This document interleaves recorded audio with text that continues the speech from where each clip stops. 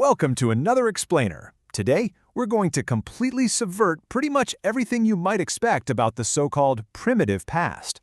You know, we so often fall into this trap of thinking that advanced urban planning, public works, and sophisticated sanitation are strictly modern inventions, or, at the very least, inventions of the ancient Greeks or Romans.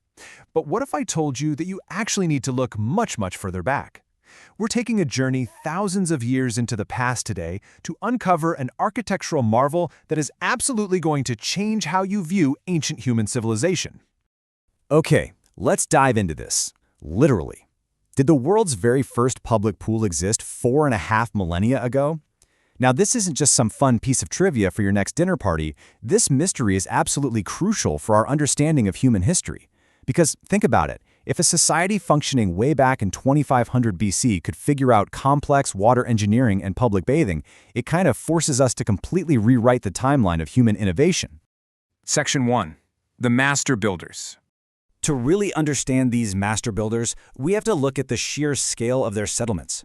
The Harappan civilization, which is also known as the Indus Valley Civilization, was just a jaw-dropping anomaly of advanced urban planning. While other early civilizations were barely figuring out the basics, the city of Talavera covered a really respectable 50 hectares. Harappa, another major hub, spanned 150 hectares. But Mohenjo-daro, it completely dwarfed them all at a massive 500 hectares. We are talking about a sprawling, bustling megacity of the ancient world. And they didn't just build big, right? They built brilliant. The Harappans were true engineering pioneers.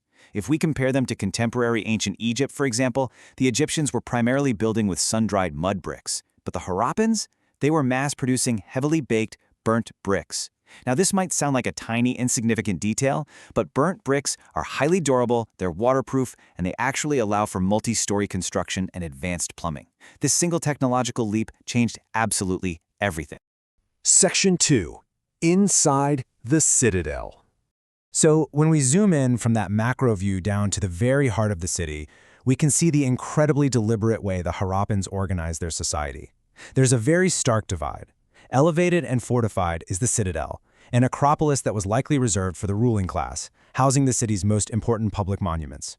And then, on the other side, you have the lower town. This was laid out in an astonishingly precise grid system for the common people, with roads cutting across one another virtually at perfect right angles. But our focus today is squarely on that raised mound of the citadel. Section 3. The Great Bath. Right in the center of the citadel is where we find our primary mystery. I want you to just pause for a moment and really transport yourself back 4,500 years. Imagine you're walking through this bustling ancient city. The air is thick with the smell of earth and fire. And you step into a massive courtyard to find this incredible tank, nearly 12 meters long and 7 meters wide. In your mind's ear, I want you to hear the gentle, continuous trickling of fresh water flowing through these exact, meticulously laid brick channels. Imagine the low, rhythmic chanting of priests echoing off the high, baked brick walls all around you. Listen for the soft, wet slap of bare footsteps descending slowly into the sacred water. You see, this wasn't just a building. It was a deeply atmospheric, multi-sensory experience. They even had side rooms built right in that were likely used as changing rooms, perfectly designed for a completely immersive spiritual ritual. And it was substantial, too. The Great Bath was nearly 2.5 meters deep. They built these grand flights of steps at either end, deliberately designed to lead bathers all the way down to a beautifully crafted, burnt brick floor. The sheer engineering required to ensure a tank of this size didn't leak all its water, using only Bronze Age materials, it's absolutely staggering. But hey, a pool is totally useless without a reliable water cycle, and of course, the Harappans had that figured out too. Let's walk through this highly sophisticated flow of water step by step. First, fresh water was drawn from a large, dedicated well located in an adjacent room. Second, this water flowed perfectly into the burnt brick tank. And third, to keep the water completely clean and stagnant-free, it was drained via a specially designed outlet in the corner that led straight into a massive architectural drain. It's widely suggested that this constant cycle of fresh water was vital for religious ritual bathing, which is, fascinatingly, a practice that remains central to religious ceremonies in India to this very day. Section 4. Health and Cleanliness. Now, this whole obsession with water wasn't just reserved for the elites and the priests up in the citadel. It revolutionized everyday life for the common people down in the lower town. Looking at the domestic reality of the Bronze Age, almost every single house, whether large or small, had its own private courtyard and its own indoor bathroom. In a lot of Harappan cities, they even had their own personal wells. I mean, they could just pull up cool, fresh water whenever they needed it, right inside their own homes. And the engineering didn't stop at the front door. The way this system was integrated is just brilliant. Water flowed seamlessly from the domestic bathrooms directly into the street drains. And we aren't talking about open, disease-ridden sewers here. They were carefully covered with bricks or heavy stone slabs to prevent odor and contamination. Honestly, they probably had more reliable street drainage 4,500 years ago than some modern cities do today.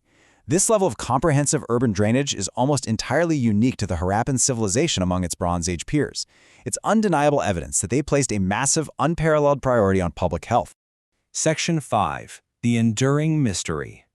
So, we've seen their macro city grids, their elite ritual baths, and their micro-domestic plumbing. It all culminates in this really powerful realization from historians, quote, "Perhaps no other Bronze Age civilization paid so much attention to health and cleanliness as did the Harappans," end quote. It truly leaves you in awe. Thousands of years before the Romans were building their famous aqueducts and bathhouses, the Harappans were already the ultimate ancient masters of public health, living in wonderfully clean, sanitary, and just meticulously planned cities. So, I'm going to leave you with this final thought to ponder. We've just explored a 4,500-year-old society that somehow managed to provide indoor plumbing, clean streets, and public ritual baths for its citizens using nothing but mud, fire, and human ingenuity. If a city 4.5 millennia ago could master public health and sanitation so completely, what's stopping us from perfecting it in all of our cities today? Thank you so much for joining me on this explainer, and I hope this dive into the ancient world keeps you curious and hungry to learn more.